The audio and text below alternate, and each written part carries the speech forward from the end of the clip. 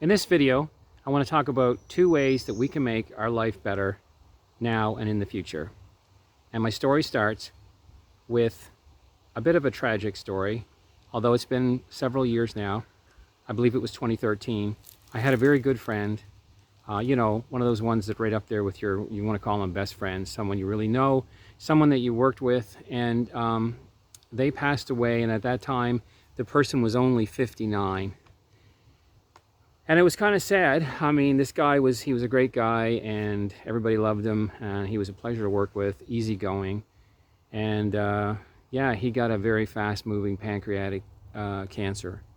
And it was the kind that really he didn't have much of a chance, and he was gone within the 2 weeks. It was very sad. It was sad for me because we had worked together when we were younger, as I said, and I was hoping the kind of, as you get older, sometimes you have time to reconnect with friends, and I'd see him in the store, and I'd keep up to him that way, but just to kind of go visit or have him come visit. We never really got to that point, and then bang, he was gone just like that. And I did manage to get to the hospital, and I had another friend that I made aware of the situation, and we had all worked together, and it was truly, truly sad. And one of the things I remember him saying, even way before this even happened, when we were working together, we were kind of like often talked about the disadvantages of the type of work we were in at the time, that it really wasn't paying much, and it was hard to get along in that kind of work. And he would always say, things, well, and maybe he was trying to be encouraging, but I still remember him standing there one day after work, and he said, well, things have got to get better eventually, right? Things have to get better, right? And I know the answer to that question. Things don't have to get better. They didn't for him. Finally, after years and years had gone by, they did. Technically, they did. And he had found a job that paid him much better, so he could support his family much better. It was almost double the wage. But he was only there the space of several weeks before he got this prognosis, and that's what's made it even more tragic. That he waited his whole life for a better moment, and his life ended at 59. No one knows. We don't know. I don't know. I don't know if I'll be around by the time of this end of this video.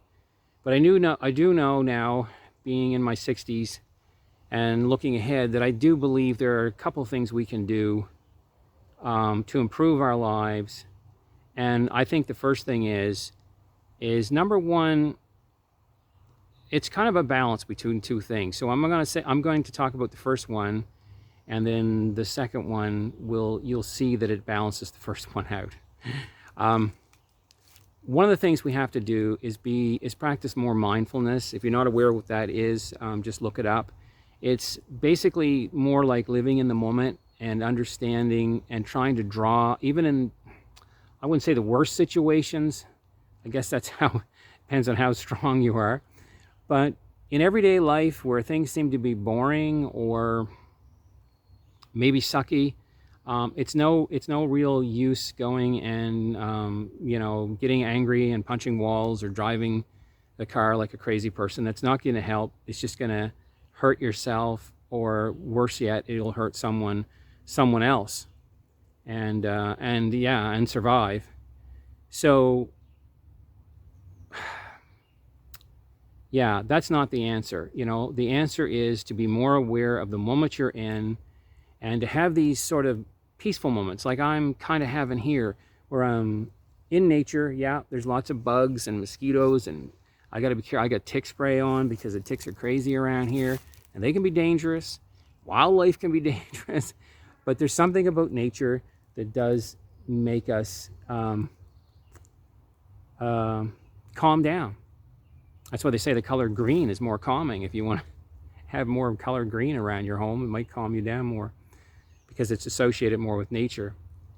So this is my first point. I would say we need to live more in the moment, whether we're in the kitchen, whether we're, even if we're recuperating at home and all we got to do is watch TV, and maybe that's all we're capable of doing. I spent several months like that a few years ago when I had surgery.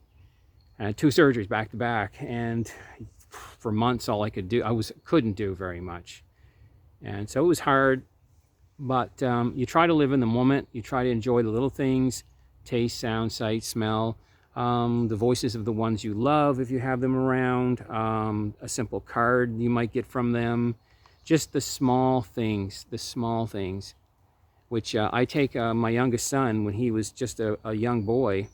You know, we always got our kids Christmas gifts, and this is he's kind of the guy that learned this tactic, I think, as a child. And one of the things we opened up for his Christmas was just this little green rubber ball, and he just like, he held it up and he goes, "It's a ball, it's a ball," and he was like, he was just, man, I wish I had that kind of enthusiasm for simple things today. I mean, he got better gifts than that, you know, but that's what he was able to, and he still is that kind of guy, to be able to look for joy in small things. The second thing is to do what you can today. The things you fear, are possibly holding you back from a better life. It's something that just crosses your mind. It just goes across your mind. Maybe I should do this. Maybe I could do this. Nah.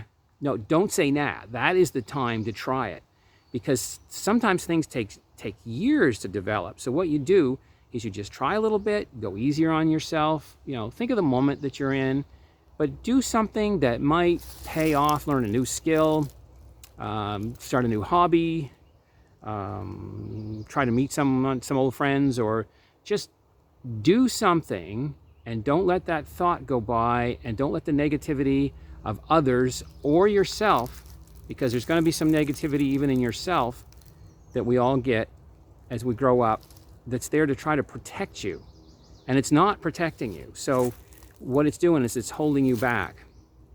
I'm not talking about crazy things like bungee jumping from a jumbo jet. I mean, if you do that, I hope you're a professional.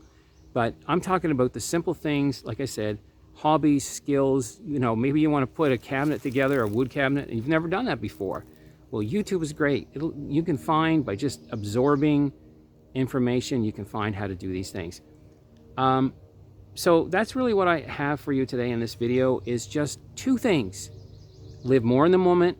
Enjoy the moments that you do have, right?